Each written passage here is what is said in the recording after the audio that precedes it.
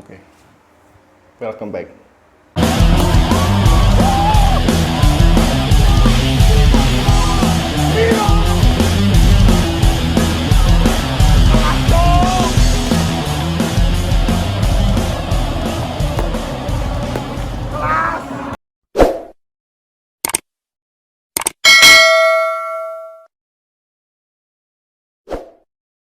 Oke, kembali lagi dengan aku.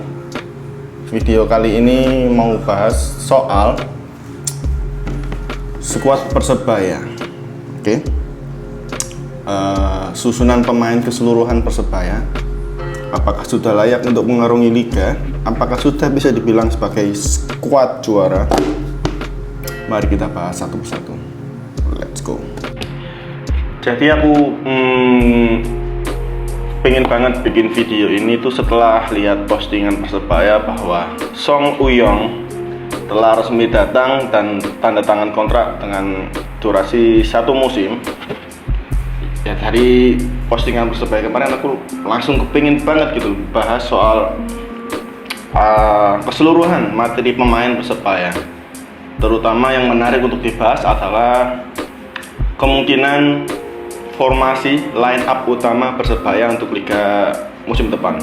Dan aku juga baca-baca di grup Facebook komunitas gitu juga banyak yang mempertanyakan ya, berandai-andai membuat perkiraan-perkiraan yang sangat menarik untuk dibahas gitu loh. Jadi ya, pada video kali ini kita akan bahas hal-hal tersebut, seperti apa materi pemain keseluruhan dari Persebaya untuk mengarungi musim depan, lalu juga seperti apa line up terbaik yang bisa dimainkan oleh Coach Aji atau Persebaya ya. Dan di sini disclaimer aja ya, ini cuman pengamatan biasa aja ya, karena aku juga bukan expert dalam sepak bola, bukan pengamat bola juga gitu. Aku sama seperti kalian lah. Ibarat kalau kalian datang ke Gelora Bung Tomo lihat Persebaya, kalian lihat kanan kiri, sama aja. Aku seperti itu, bukan ahlinya. Jadi aku cuman ya arek Surabaya lah, pengen ngawal Persebaya. Karena ketika manajemen merilis statement bahwa target musim depan adalah juara, aku langsung wah, iki wayahe sing tak tunggu-tunggu. Oke. Jadi yang mau aku bahas pertama adalah susunan pemain keseluruhan Persebaya ya. Setelah kita tahu akhir musim kemarin Persebaya banyak melepas pemain ya. Kalau aku baca sih ada 11 pemain yang dilepas oleh Persebaya. Antara lain adalah seperti Rizky Ridho, Alta, Ahmad Novian Dani juga keluar, dan yang lain-lain. Total itu ada 11 pemain ya yang akhir musim kemarin pergi. Sekarang hampir bisa dikatakan sudah penuh ya. Maksudku udah tidak ada lagi kabar soal penambahan pemain dari Persebaya. Mungkin yang satu nggak tahu ini rumor, tapi kayaknya juga udah pasti, Dusan. Cuman Dusan belum datang teman-teman. Belum ada kabar konfirmasi dari Persebaya. Cuman kalau aku baca-baca dari komunitas sih kayaknya fix ya. Ada yang bilang juga Kamis dia landing di Indonesia, terus langsung nyusul TC latihan Persebaya di Jogja gitu. Ya, kita nantikan aja. Moga-moga beneran, karena ya lumayan buat ngisi lini belakang. Di sini aku mau bacain nama-nama pemain Persebaya untuk musim depan. Totalnya ada 34 pemain ya. Dari kiper ada Hernando Ari, udah pasti kiper utama ya. Ada Andika, ada Aditya Arya, lalu Muhammad Rizky ya. Jadi total ada 4 penjaga gawang untuk musim depan. Dan kemungkinan ya yang jadi kiper utama adalah Hernando Ari. Seperti musim lalu, dia juga udah membuktikan bahwa dia punya kualitas yang sangat baik. Terbukti juga dia dibawa oleh timnas dan berhasil mendapatkan emas. Itu juga udah membuktikan bahwa Hernando Ari sudah cukup matang lah, memang top gitu loh. Dan kalau kita perkirakan siapa pelapisnya Hernando Ari atau di bawahnya lah istilahnya, dari 4 pemain itu adalah Andika. Cuman Andika ya, kalau aku baca-baca di komunitas tuh agak kurang dikit lah, bukan jelek, cuman ya agak kurang dibanding Hernando juga masih banyak kurangnya gitu. Lalu pemain belakang ya, ada Kadek Reditya, Yohanes Kandaimu, ya, Rizwan Lauhim, Reva Adi, Salman Al-Farid, Nuri Fasya, Arif Catur, sama Coach Brown. Ya. Kalau kita tanya dari berapa ini? 1, 2, 3, 4, 5, 6, 7, 8 pemain belakang ini, yang akan menjadi pemain utama 4 pemain teman-teman. Sebagai landasan formasi utama Coach Aji kan 4-3-3 ya. Jadi kemungkinan adalah yang main itu Yohanes Kandaimu, Arif Catur. Kalau nggak Arif Catur ya ini si Josh Brown ini pelapisnya, sama Reva Adi yang pasti. Terus satunya harusnya kalau Dusan emang fix ya Dusan. Jadi Yohanes Kandaimu tandem sama Dusan gitu untuk menjaga lini belakang gitu. Aku rasa dua pemain tersebut punya kaliber yang cukup ya untuk mengatasi musim depan. Kalau teman-teman lihat highlight-nya Kandaimu itu wah top teman-teman. Back yang kalau aku bilang tipikal Surabaya banget gitu. Sikat keras tapi bersih. Teknik juga mantap gitu loh. Terus kalau kita berandai-andai Kandaimu tandem sama Dusan, ya seharusnya bukan masalah gitu. Terus kita masuk ke gelandang. Ada Andre Octaviansa ya, Cobra, Aska, ada Rizky Dwi, Ripal Wahyudi, Brilian Aldama ya, Fernando Pamungkas, Z Valente, ada Brian Bondat, ada Saiful Wahyudi ya, ada Sho Yamamoto, ada Rui Arianto, terus ada juga Julian Mancini, ada Bramdani, ada Denny Agus. Itu materi pemain tengah ya. Ya cukup banyak. Cuman dari nama-nama pemain tersebut yang paling memungkinkan untuk dimainkan ya hanya beberapa nama aja sih. Seperti ya jelas di Valente, Sho Yamamoto itu jelas. Terus selain dua ini ya biasanya itu kan kalau enggak Rizky Dwian, Brilian ya kata-kata, terus udah sisanya tuh jarang banget gitu loh. Apalagi Andre Octaviansa ini, Cobra ini juga gak tahu ya kenapa jarang dimainin gitu loh. Dan aku rasa si Valente sama Sho Yamamoto ini nanti di belakangnya disupport sama Ripal gitu loh. Kalau kita lihat permainan Ripal dari pertandingan kemarin lawan Bali, cukup mumpuni, cukup bagus lah. Aku baca-baca di komunitas juga banyak banget yang suka sama Mas Ripal cara permainannya. Terus kita masuk ke lini serang ya. Ada Bruno Moreira, Wildan Ramdhani, Julian Mancini, Muhammad Iqbal, Paulo Victor, Ferdinand Sinaga, sama Tony Firmansyah gitu. Penyerang ini mencakup sayap ya, sayap kanan kiri sama striker. Masih ada lagi Song Uiyong. Song Uiyong ini kalau aku lihat highlight-nya di YouTube di tim sebelumnya ini tipikal CMF ya, central midfielder. Jadi kalau kita membayangkan dari formasi 4-3-3-nya Coach Aji, kemungkinan adalah Ripal agak turun sedikit bermain sebagai DM, lalu Z Valente seperti biasa memainkan free roll, jadi dia bisa pergi kemana aja untuk mengoperasikan penyerangan.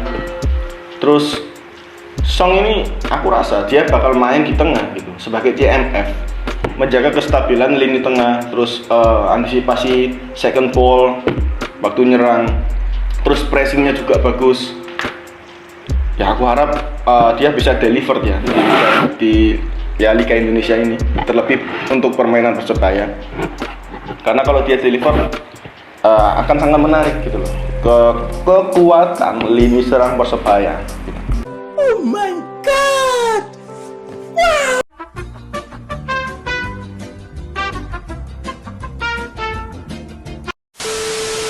Nah, kita masuk ke perkiraan starting line up atau perkiraan susunan pemain terbaik ya. Di sini aku udah ada rangkumannya. Seperti biasa, Coach Aji akan memainkan 4-3-3. Aji Ball seperti biasa. Dengan susunan pemain adalah kiper Hernando ya, seperti yang aku bilang tadi. Kiper utama. Lalu untuk center back-nya ada Kaan Daimu bertandem dengan Dusan. Lalu di back kiri ada Reva Adi yang kemungkinan juga bisa menjadi seorang kapten. Karena karena gimana ya ngomongnya? Kapten musim lalu kan Alwi Selamat. Cuman ya kita semua tahu ya, Alwi kemarin ini agak menjadi bahan perbincangan karena nasibnya di Persebaya yang sangat-sangat tidak jelas, apakah dia pergi, apakah dia stay gitu. Lalu datangnya Ripal juga secara tidak langsung itu menggeser posisi Alwi karena Ripal bermain cukup bagus ditambah dengan kabar Alwi yang simpang siur gitu loh. Jadi kemungkinan untuk musim depan aku rasa yang akan menjadi kapten adalah Reva Adi ya. Lanjut untuk bek kanan Catur teman-teman. Nah ini menarik.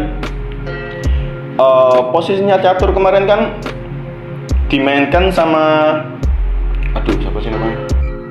Mainkan sama Koko Ari ya.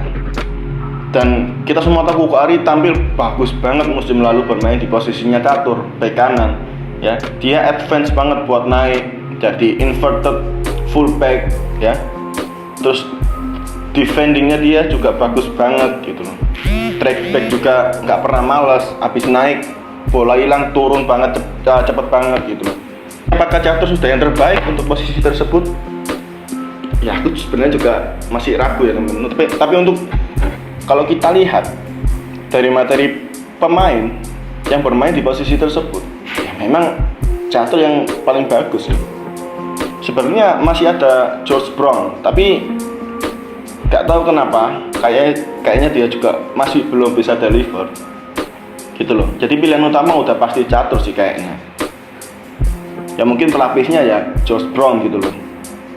Kalau si Brown bisa deliver, aku rasa dia yang naik menggantikan posisi Catur sebagai pilihan utama di posisi tersebut gitu. Jadi 4 pemain belakang ini Reva bek kiri, Kandaimu, Dusan fullback ya, sama Catur ini aku rasa udah yang paling bagus ya dari materi pemain yang ada. Terus kita ngomongin depan, lini tengah ya. Lini tengah ini cukup menarik teman-teman. Karena kalau kita lihat musim lalu, kalau aku pribadi lihatnya salah satu kekurangan atau kelemahan Persebaya itu di lini tengah.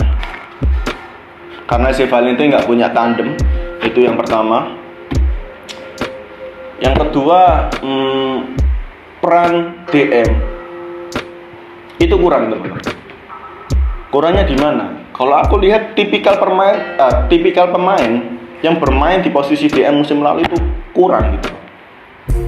Yang main di situ kan kemarin ya kadang Alwi, kadang juga Hidayat ya. Bagus memang, cuman kurang gitu. Yang dibutuhkan Persebaya sebenarnya pemain seperti Rahmat Irianto, tidak bisa dipungkiri. Terus ya syukur datangnya Ripal itu seperti menempel kekurangan Persebaya musim lalu untuk urusan DM ini ya. Kalau teman-teman kemarin lihat waktu Persebaya lawan Bali, bagaimana permainan Ripal terlebih di babak kedua ya, itu kelihatan banget teman-teman. Kalau Ripal ini tipe DM yang sebenarnya dibutuhkan Persebaya dari musim lalu, bahkan dari semenjak kehilangan Rahmat Irianto.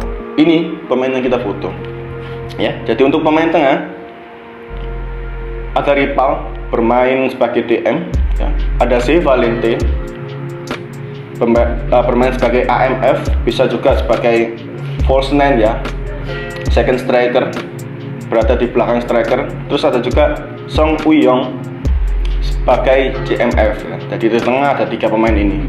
C. Ripaw, Song. Sangat menarik kalau dilihat dari perpaduan 3 pemain ini ya. 3 karakter pemain yang punya karakter bermain yang sangat kuat ya. Terlebih Valente, kalau ngomongin Valente udah on ball ngeri teman-teman.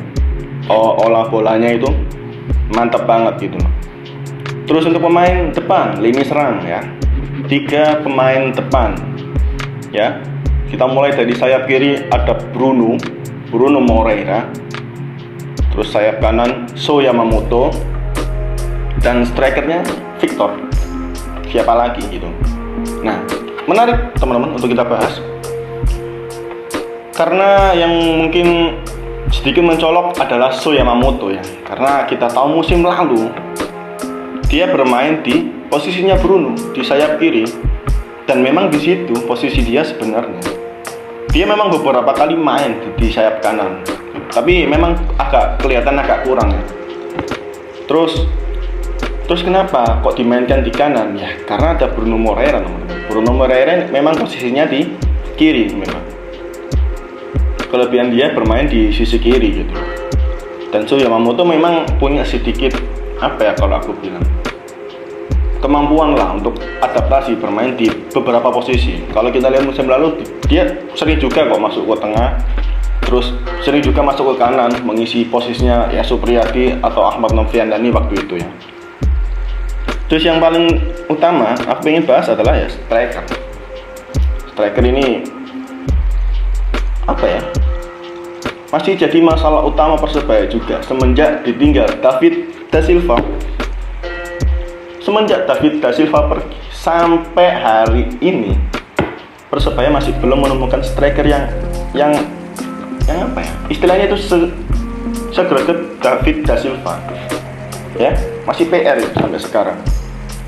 Ya, kalau kita lihat secara keseluruhan formasi susunan pemain barusan ini, kalau aku pribadi melihatnya lini serangnya teman-teman sangat menarik gitu. Kalau kita lihat dari kombinasi 6 pemain ini atau ya bisa dikatakan 5 lah, karena Lipal akan banyak bermain di belakang.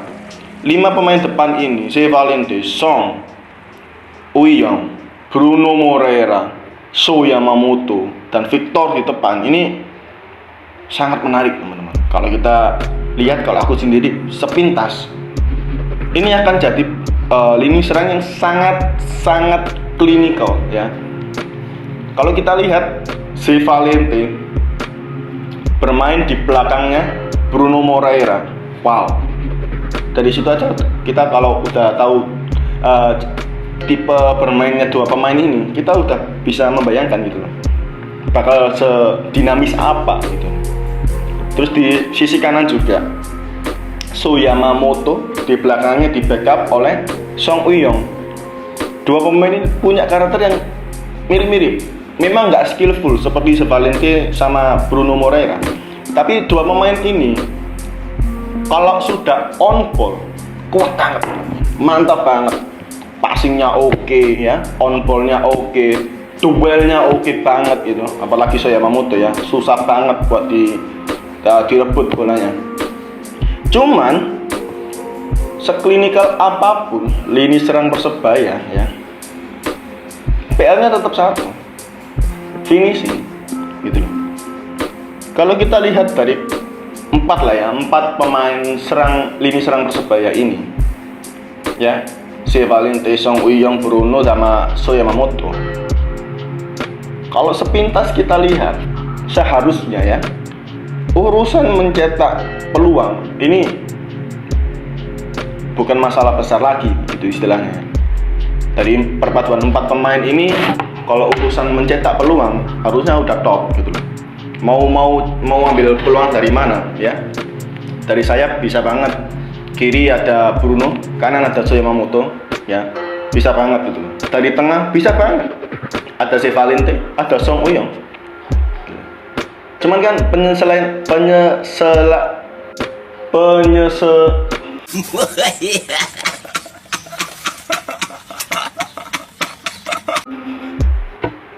finishingnya itu ya, finishingnya kan tetap di striker teman-teman. Dan kalau kita sedikit lihat ke belakang gitu, musim lalu buat teman-teman yang memperhatikan bagaimana Victor bermain ya, aku sedikit meragukan soal ya untuk musim depan ini seorang Victor ini gitu loh. Kalau aku pribadi lihat impresiku lihat Victor ini kurang banget teman-teman. Kalau teman-teman memperhatikan musim lalu itu hampir di semua pertandingan, setiap kali Victor mendapatkan umpan ya, kontrolnya tuh jelek banget gitu loh. Ya, jadi ini dia dapat bola, kontrol terus itu mengendalnya jauh banget gitu loh. Jelek banget dia, receiving ballnya tuh jelek banget. Terus selama musim lalu kita juga belum tahu gitu loh, spesialisasinya dia itu di bola-bola seperti apa gitu loh. Di awal-awal dia bermain, aku menduga tipikal permainan dia itu seperti David da Silva, pegang bola dari tengah atau dari luar kotak penalti, terus cari celah sendiri, terus shooting. Ternyata nggak juga. Terus beberapa kali dapat umpan juga nggak bisa dikonversikan menjadi gol. Gitu. Jadi kalau kita bahas Victor ini, ya itu teman, bingung juga aku pribadi. Terus ya barangkali teman-teman punya pandangan sendiri terhadap Victor ini ya, tulis aja di komentar, oke? A few moments later. Nah, aku juga mau bahas soal posisi rival ya teman-teman, atau posisi Alwi Selamat dan juga Hidayat. Posisi mereka ini sangat menarik karena ya dari 3 pemain ini memperebutkan satu posisi utama sebagai ya mereka memiliki yang namanya kompetisi internal ya, kompetisi antara mereka sendiri untuk membuktikan kepada Coach Aji bahwa mereka layak mendapatkan posisi utama di squad line up utama Persebaya gitu. Dari 3 pemain ini kalau kita lihat musim lalu ya, yang selalu jadi starting itu Alwi karena dia juga kapten gitu. Cuman kalau kita lihat belakangan ini berita soal Alwi yang simpang siur, apakah dia bertahan atau apakah dia meninggalkan Persebaya, ini menjadikan posisi dia itu secara tidak langsung itu terancam atau ya bisa dibilang alusnya itu tergeser gitu. Sudah pasti karena dengan keadaan seperti itu mungkin pelatih dan juga pemain-pemain lainnya itu tingkat kepercayaannya kepada Alwi Selamat mungkin menurun, mungkin saja. Tapi kalau aku lihat Alwi ini bakal kegeser teman-teman. Kalau ditanya kenapa, ya adanya seorang rival gitu. Rival yang aku lihat delivered, terus ditambah juga kesimpang siuran berita soal Alwi ini membuktikan kalau aku rasa musim depan ya Alwi akan kegeser. Yang menjadi pemain utama adalah rival. Dan kita kalau ngomongin kapten ya kemungkinan besar geser di Reva Adi ya, seperti yang tadi udah bilang.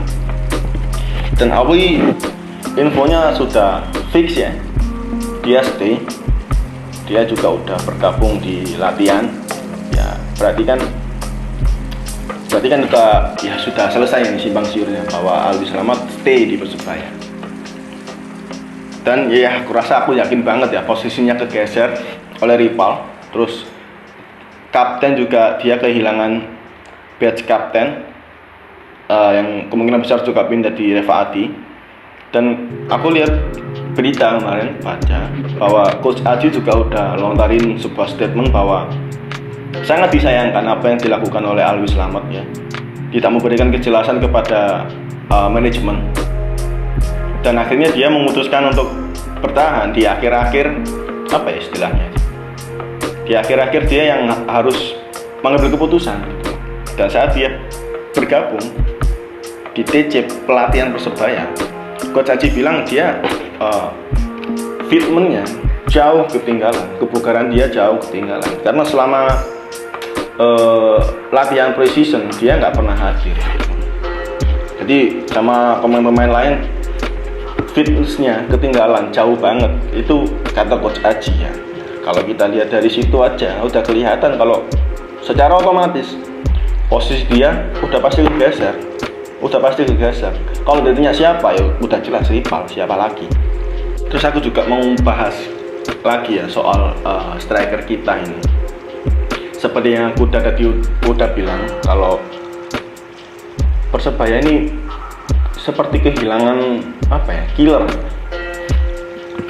insting killer. Kalau kita lihat sekali lagi musim lalu, urusan mencetak peluang itu Persebaya salah satu yang terbaik ya di Indonesia ini. Cuman ya finishingnya memang yang kurang gitu. Dan kalau kita lihat materi pemain kita sekarang untuk musim depan ini, ya pilihan utama udah pasti Victor ya. Ini tanpa tanpa merendahkan, tanpa meremehkan, tanpa mengecilkan pemain kita, pemain lokal. Cuman ya kita tidak bisa pungkiri bahwa Victor masih sedikit lebih baik di antara pelapis-pelapisnya itu. Apakah Ferdinand Sinaga bisa menggantikan posisi Victor sebagai pemain pilihan pertama? Bisa banget gitu, bisa banget. Tapi kalau kita lihat kemampuan atau kemampuannya, ya masih sedikit di atas Victor sih. Kalau aku lihat lebih killer aja. Kalau aku lihat Ferdinand ini mungkin akan menjadi super sub ketika ya Victor mungkin buntu ya, kesulitan melakukan finishing. Pilihan pertama sebagai pelapis Victor ya Ferdinand Sinaga, super sub. Terus ya ini akan menjadi sangat menarik ya teman-teman. Seperti apa permainan Persebaya dengan susunan pemain atau materi pemain yang sudah kita bahas barusan. Memang liga masih belum berjalan, dan apa yang kita harapkan atau lihat, kita pantau melalui pertandingan uji coba sebelum musim dimulai. Kalau kemarin kita sudah lihat bagaimana permainan Persebaya melawan Bali, aku rasa itu tidak cukup teman-teman, tidak bisa kita jadikan acuan untuk menilai apakah Persebaya sudah siap mengarungi liga musim depan gitu. Karena kalau kita lihat kemarin waktu lawan Bali itu, ya sebenarnya aku bilang Persebaya cukup serius sih, cuman ya gak serius-serius amat gitu. Dan materi pemain Persebaya juga waktu itu tidak lengkap teman-teman, yang artinya Coach Aji tidak bisa memberikan gambaran kepada kita seperti apa permainan utama Persebaya gitu. Begitu pula sebaliknya kita lihat Bali United yang ya aku rasa kalau aku boleh bilang tidak begitu serius kan. Karena di babak kedua mereka mengganti seluruh pemain ya. 11 pemain diganti semuanya. 11-11nya itu diganti. Jadi ya kita kan tidak pernah melihat hal seperti itu di liga. Jadi ya kita bisa asumsikan bahwa Bali United juga tidak serius. Nah, jadi kesimpulannya pertandingan melawan Bali United tidak bisa kita jadikan sebagai tolak ukur teman-teman. Nah, ini akan sangat menarik kalau rumor yang mengatakan bahwa Persebaya akan menjalani pertandingan uji coba melawan Persija ini akan sangat menarik. Kenapa? Karena dari materi pemain, kemungkinan besar waktu melawan Persija besok kalau memang beneran terjadi, materi pemain Persebaya itu sudah lengkap.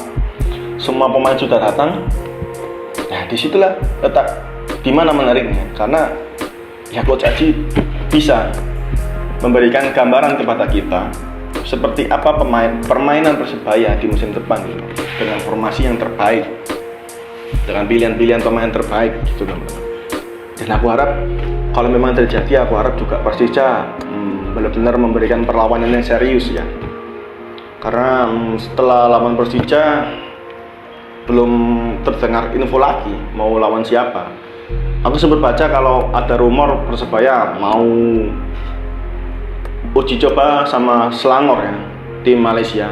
Tapi itu ya sekali lagi cuman rumor, kita nggak tahu beneran terjadi apa enggak. Cuman yang santer terdengar adalah ya lawan Persija ini di anniversary Persebaya gitu. Ya kita harap, atau aku pribadi berharap semoga benar-benar terjadi. ya. Dan aku pengen banget ya lihat. Aku mau juga sampaikan ya bahwa aku sudah lihat nih, sudah baca rilisan jadwal liga, terlebih jadwal dari Persebaya. Tapi ini aku udah langsung lampirkan aja lah ya ini. Ini kalian terdekat ya, bulan Juli itu untuk opening match ya, opening musim, opening seasonnya itu kita away melawan Persis ya, Minggu 2 Juli. Setelah itu home game pertama kita melawan Barito Putra, terus habis itu away lagi melawan Semarang ya, PSIS. Terus minggu keempat kita home melawan Rans Nusantara. Nah, minggu kelima ini menarik, kita langsung menghadapi big match away melawan Persija. Nah, ini untuk bulan Juli. Dari bulan Juli ini cukup apa ya? Cukup menantang ya teman-teman. Karena kalau kita lihat lawan yang kita hadapi di bulan Juli ini bukan lawan yang bisa disepelekan gitu loh. Kita lihat openingnya aja, kita melawan Persis Solo yang kalau kita ngikutin ya, sebenarnya aku juga gak seberapa ngikutin. Persis Solo ini juga serius banget gitu loh musim depan ini. Materi pemain mereka juga cukup bagus. Nah, dan kalau kita lihat musim lalu, Persis Solo juga salah satu tim yang cukup bagus teman-teman. Jadi gak bisa diremehin gitu. Begitu juga Barito Putra. Kita lihat kemarin ya, musim lalu tuh di putaran kedua, gimana kita hampir kalah ya melawan Barito Putra. Cuman somehow untungnya kita bisa bounce back dan ya bisa comeback gitu. Itu pun juga di gol-gol akhir kan Ahmad Noviandani itu. Kalau itu nggak terjadi ya seri, yang artinya kita juga kalah itu. Atau dalam artian lain kita kesulitan melawan Barito Putra. Lalu musim depan mereka juga berbenah ya. Dan bisa dibilang mungkin kekuatan mereka juga bertambah gitu. Jadi kemungkinan besar juga semakin sulit mereka untuk dikalahkan. Setelah melawan Barito Putra, kita melawan PSIS Semarang. Salah satu tim yang cukup jor-joran gitu. Materi pemainnya. Ya. Ini juga lawan yang sulit, teman-teman. PSIS Semarang ini lawan yang sulit. Meskipun kemarin kita di musim lalu menang ya, dua-duanya menang ya. Cuman tetap aja ini nggak bisa diremehin gitu loh. Sama pula seperti Rans, sama aja. Cuman yang paling menarik adalah yang paling mungkin bisa dibilang paling kita tunggu-tunggu adalah ya ini match minggu kelima melawan Persija ini, big match ya. Cuman ini ya bisa dibilang cukup lama lah untuk melihat seperti apa kedepannya melawan Persija. Itu kita bisa menilai dari 4 pertandingan pertama ini gitu. Karena seperti tadi aku udah bilang bulan Juli ini atau 4 pertandingan pertama ini kita melawan tim-tim yang cukup tough ya, cukup kuat gitu. Jadi untuk melawan Persija kita bisa menilai dari 4 pertandingan pertama ini teman-teman. Sangat menarik ya, kita nantikan aja seperti apa permainan yang akan ditampilkan oleh pemain-pemain, seperti apa racikan Coach Aji untuk mengarungi liga gitu. Dengan materi pemain yang sebenarnya ya aku harus katakan atau aku bisa bilang cukup pincang ya teman-teman. Antara pemain utama dengan pelapisnya itu tidak satu level gitu. Tidak satu level ya. Ini bukan soal suka atau nggak suka, cuman kita lihat aja atau kita baca saja atau kita lihat dari karakter pemain-pemain tersebut ya. Antara pemain utama sama pemain pelapisnya cadangan itu nggak selevel. Cuman ya kita juga semua tahu ya, Coach Aji memiliki magis sendiri untuk menangani masalah-masalah seperti ini. Dan kalau kita lihat musim lalu, hal tersebut bukan menjadi masalah yang besar gitu loh. Dan aku harap musim depan juga masih sama seperti itu. Dan aku harap juga Coach Aji bisa deliver permainan yang terbaik ya. Coach Aji harus bisa menunjukkan kepada kita di mana sih poin Persebaya untuk bisa menjadi juara. Sangat menarik untuk dinantikan. Nah, ini juga mau bahas kinerja manajemen yang cukup menarik ya, cukup menarik. Semenjak manajemen mengeluarkan sebuah statement bahwa target Persebaya musim depan adalah juara. Yang paling terlihat mencolok adalah pergerakan mereka dalam mencari pemain. Di situ perbedaannya kalau aku lihat ya. Emang bedanya di mana? Kalau kita lihat 2 musim lalu saja, bagaimana manajemen Persebaya mencari pemain itu, aduh, ya kita semua tahu lah ya. Kalau kita baca di komunitas-komunitas itu istilahnya lelet gitu. Manajemen ini selalu mencari pemain di detik-detik terakhir ya. Kalau kata teman-teman di komunitas, di forum-forum Facebook itu, ya Persebaya selalu dapat pemain-pemain sisa gitu loh. Pemain-pemain pilihan pertamanya udah diambil-ambilin sama tim-tim lain gitu loh. Dan aku sangat setuju, karena yang kita lihat memang seperti itu. Kalau kata manajemen kan mereka profesional gitu. Cuman ya kita tahu kan siapa pemain yang didapat gitu loh. Terus kenapa selalu di akhir-akhir? Nah, musim ini beda ya. Kita lihat ini sedikit agak satset gitu loh. Bahkan liga belum selesai mereka sudah deal dengan Bruno ya. Terus kontrak pemain seperti Victor So sama De Valente extend ya, diperpanjang.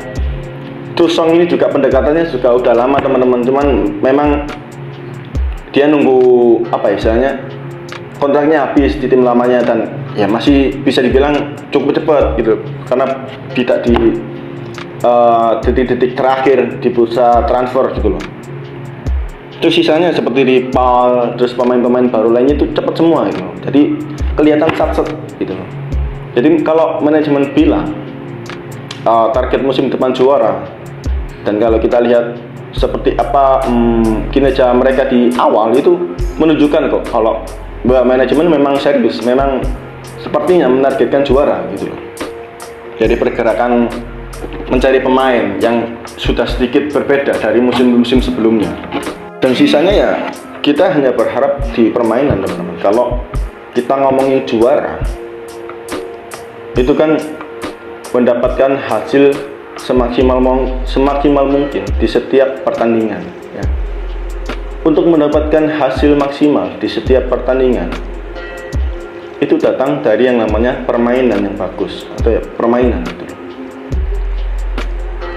Dan kalau kita ngomongin permainan, semua kuncinya ada di Coach Aji ya. Sebenarnya ya gak cuma Coach Aji, sebenarnya juga pemain-pemain juga berkontribusi atau memiliki peran tersebut gitu. Sebagus apapun taktik Coach Aji, kalau pemain tidak deliver, sama saja tidak akan memberi hasil maksimal gitu. Makanya aku sendiri kedepannya adalah akan banyak memperhatikan dari segi permainan Persebaya saja ya.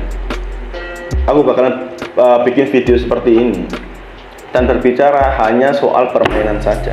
Dan ini udah keresahanku ya dari musim lalu. Aku lihat potensi Persebaya yang sebenarnya bisa lah finish di agak atas sedikit, nggak di papan tengah. Sepertinya bisa, cuman nggak tahu kenapa gitu loh. Pemain itu nggak bisa deliver. Nah, makanya aku bikin video ini atau bahkan bikin channel ini setelah aku tahu bahwa manajemen mematok target juara musim depan. Dan aku seperti wah, iki sing tandeni gitu loh. Makanya aku juga ya semangat gitu loh. Makanya episode ini kan judulnya Kawal Persebaya. Dan video ini memang aku dedikasikan untuk itu, untuk terus mengawal pergerakan Persebaya sampai jadi juara ya. Juara harga mati ya. Manajemen udah mengatakan target mereka juara, maka juara harga mati. Harga mati, at least buat aku pribadi ya. Nggak ada alasan musim depan Persebaya nggak juara. Nggak ada alasan ya. Dari segi materi pemain ya sudah cukup. Kita tahu ya, biasanya nanti di paruh musim di putaran kedua itu ada sedikit belanja pemain ya, buat nempel-nempel di mana kekurangan permainan Persebaya di paruh musim pertama. Dan ya kita semua selalu tahu di putaran kedua Persebaya selalu fantastis penampilan, selalu bagus. Kalau aku lihat dari pengamat bola besar ya, seperti coach Bung Binder mengatakan Persebaya selalu tampil lebih bagus di putaran kedua. Itu loh. Dan aku sangat setuju. Aku juga melihat seperti itu. Kalau ditanya kenapa, di putaran kedua selalu datang beberapa pemain menempel kekurangan Persebaya di paruh musim pertama. Dan kalau kita lihat, kita start liga atau kita start paruh musim pertama dengan materi pemain seperti ini sudah sangat mumpuni gitu. Jadi nggak ada alasan lagi buat tidak mendapatkan hasil maksimal gitu. Ya aku harap target tercapai ya. Atau kalau tidak ya minimal ya 2 lah. Kalau nggak bisa juara, ya Persebaya harus finish di posisi 2. Nggak boleh 3 itu, nggak bisa terima. Persebaya musim ini finish di posisi 3 itu nggak bakal bisa terima. Ya, memang juara harga mati. Tapi kalau memang nggak bisa, ya minimal posisi 2 bos. Ya, aku nggak mau tahu. Ya, teman-teman mungkin juga nggak bakal bisa terima gitu. Kalau ngomongin target juara dan finish di posisi 3, nggak bakal bisa diterima gitu. Karena kalau kita lihat sebenarnya juga manajemen ya. Kalau aku lihat itu kenapa mereka menargetkan juara? Sepertinya mereka juga mengejar bisa tampil di AFC ya, Piala Asia. Dan itu sangat menarik gitu. Dan sebagai pendukung Persebaya, ya aku bakal support gitu. Siapa yang istilahnya R&D sih nggak pengen dulu Persebaya main di AFC gitu. Makanya kenapa kalau nggak bisa juara ya minimal posisi 2 tampil di AFC. Kalau finish di 3 ya nggak bisa lah. Intinya itu tadi, juara harga mati.